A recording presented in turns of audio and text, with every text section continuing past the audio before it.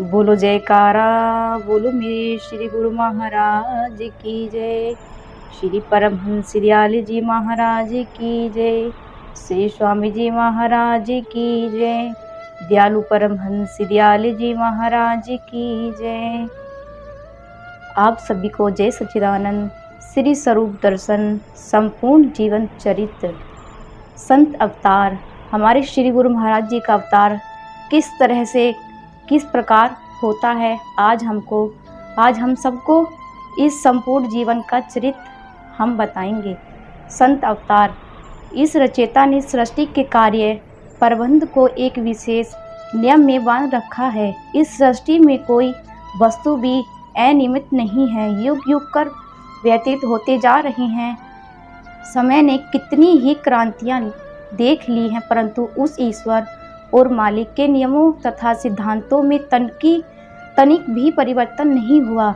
बड़ी सफलतापूर्वक प्रवृत्ति का कार्य प्रबंधन कैसे चलता था, बराबर चल रहा है और चलता चला जाएगा। यह ना बदला है और ना ही बदलेगा। सृष्टिकर्ता और सूत्रधार प्रभु यदि ऐसा ना करते तो असंख्य नक्षत्रों से भरे इस महा आकाश में हमारी पृथ्वी किस दूसरे नक्षत्र से टकरा कर ना जाने कब की भस्म हो गई होती।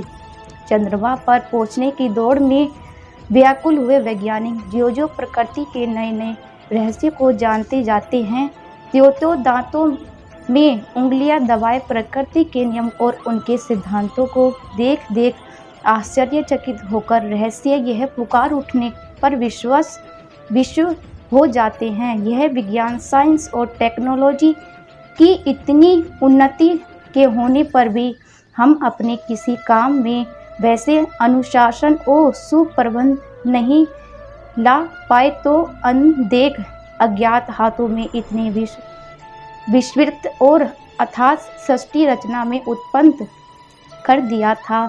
यह उस प्रकृति का नियम का चमत्कार है कि सुलझा देने वाली, तड़पा देने वाली गर्मी और अंगारे बरसाने लगती है तो पिघलाते हुए प्राणियों के लिए, जीवन संदेश के लिए, वर्षा के लिए पानी के लदी काली काली घनघोर घटाएं आकाश के एक कोने से उठती है और देखते ही देखते जल थल कर देती है। यह उस प्रकृति के नियम का चमत्कार है कि जब पतझड़ के थपेड़े खाकर फल फूल से लदे वृक्ष बिना पत्ते के हो जाते हैं, शाखाएं सूख कर कांटा बन जाती हैं, तो प्रेमियों तो संगीत और मस्ती तथा नव जीवन को लुटाने के लिए ऋतु रात धीरे धीरे चली आ जाती है और निराश तथा घायल जीवन को अपने सीने से लगाकर उसकी रुक रुक कर टूट टूट कर चलने वाली सांस में जादू फूंक देती है और उसके चारों ओर प्रसन्नता ही प्रसन्नता, फूल ही फूल खिल उठते हैं। प्रकृति के स्वामी ने जीवन को ऐसे अनुशासन में बांध दिया कि धरती, चंद्रमा, सूर्य ही नहीं, देख अनदेख, सुने अनसुने सभी नक्षत्र निश्चित अनुशासन में बंधे चले आए हैं, चल रहे हैं और महाप्रलय तक यूं ही चलते रहेंगे। प्रेमियों, सूर्य सदा पूर्व से होकर उदय, पश्चिम से अस्त होता है। चांद पृथ्वी के चक्कर काटने में लगा हुआ है। रात के साथ दिन, गर्मी के साथ सर्दी, धूप के साथ छांव, पतझड़ के साथ बसंत और कांटों के साथ फूल इस अटल प्रकृति के अनुशासन के कारण है। बुराइयों के साथ भलाई भी इस प्रकृति के अनुशासन का एक अंग होता है। प्रकृति का अटल सिद्धांत है कि जैसे रात्रि के पश्चात दिन चढ़ता है, तो उस प्रकार जब जब बुराई का अंधकार जोर पकड़ता है, तब तब सत्य का विनाश होता है और भगवान अवतार लेते हैं और असत्य, पाप तथा अधर्म जोर पकड़ता है तो उस मालिक की दया जोश में आ जाती है। करुणानिधि भगवान अपनी दया के द्वार उस समय खोल देते हैं। भलाई को उभारने, धर्म की जय जयकार करने की बुराई को दबाने के लिए उस मालिक की कृपा दृष्टि हो जाती है, या वह तो किसी विशेष दिव्य महापुरुष को फिर से जगत कल्याण के लिए सत्यलोक में, मृत्युलोक में भेजा जाता है, अथवा फिर सच्चिदानंद भगवान स्वयं नर रूप नरसिंह अवतार लेकर जराधार भूमि पर अवतार लेके आते हैं। इस अटल और सत्य, अमर सत्य तथा प्रकृति के नियम को वेदों, शास्त्रों, उपनिषदों और दूसरे धर्म ग्रंथों ने ही इनकी पुष्टि की, बल्कि संसार के सभी महापुरुषों ने भी इस सत्यता को प्रकट किया है।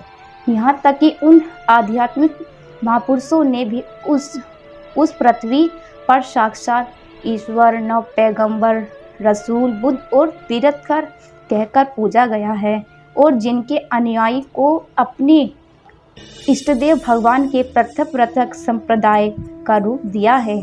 उन महापुरुषों ने भी नम्रता के साथ अपने इस अमर सत्य के सामने शीश झुकाए और कई बार इस बात की घोषणा भी की है कि वे कोई नया धर्म चलाने नहीं आए, बल्कि प्रेमियों, वे केवल यह बताने के लिए आए हैं कि मार्ग से भटके हुए, बहके हुए उनसे पहले कितने भी बुद्ध हो चुके हैं।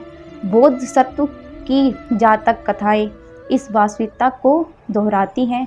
भगवान महावीर पहले और अंतिम जैन आचार्य नहीं थे। आदि तीर्थंकर भगवान ऋषभदेव देव और जो वैदिक महर्षि थे।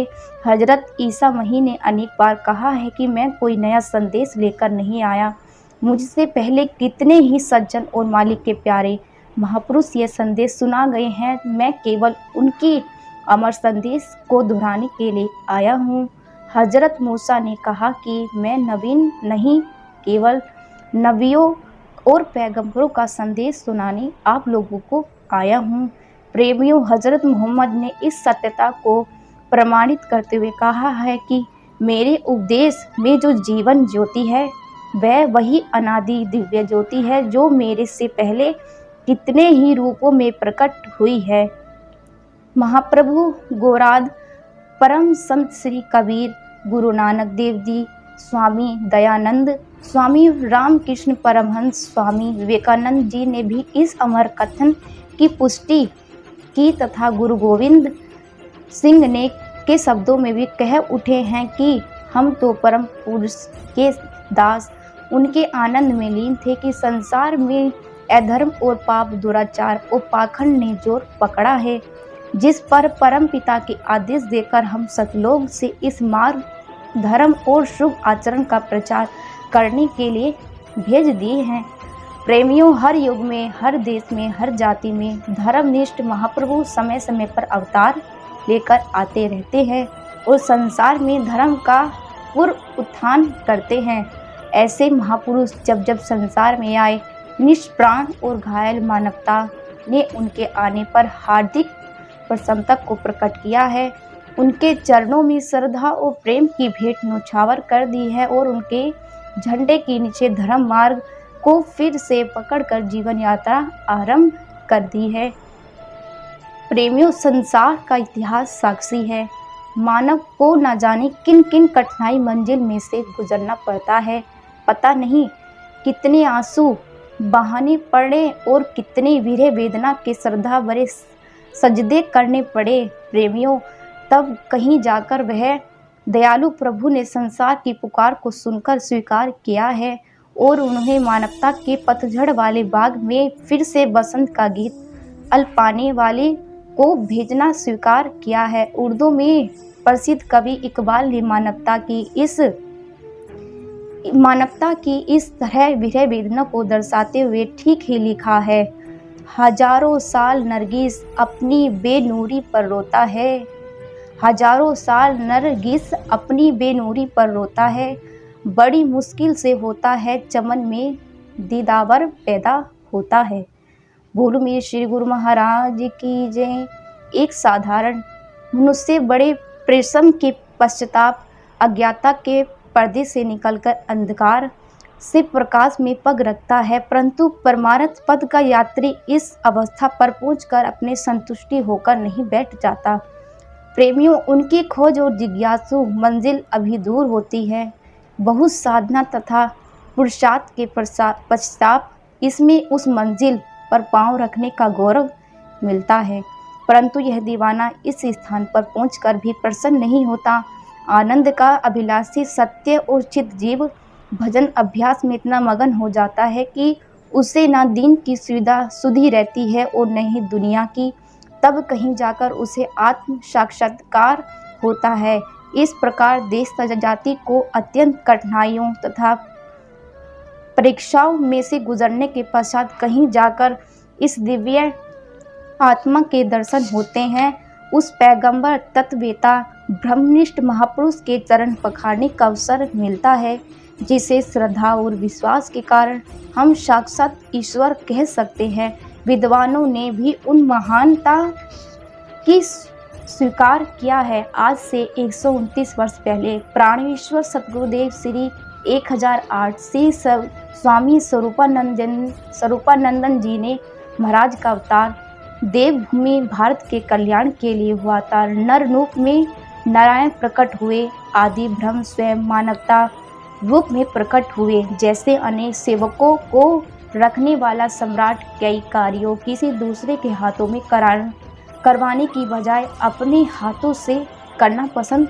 करते थे, इसी प्रकार सृष्टि रचयिता ईश्वर भी धर्म की पूर्ण स्थापना और भागवत भक्ति, प्रभु विश्वास तथा ईश्वर निष्ठा के बुझते हुए दीपक को फिर से प्रज्वलित करने के लिए मनुष्य शरीर में आया। बोलो जयकारा, बोलो मेरे श्री गुरु महाराज की जय, बोलो सांचे दरबार की जय।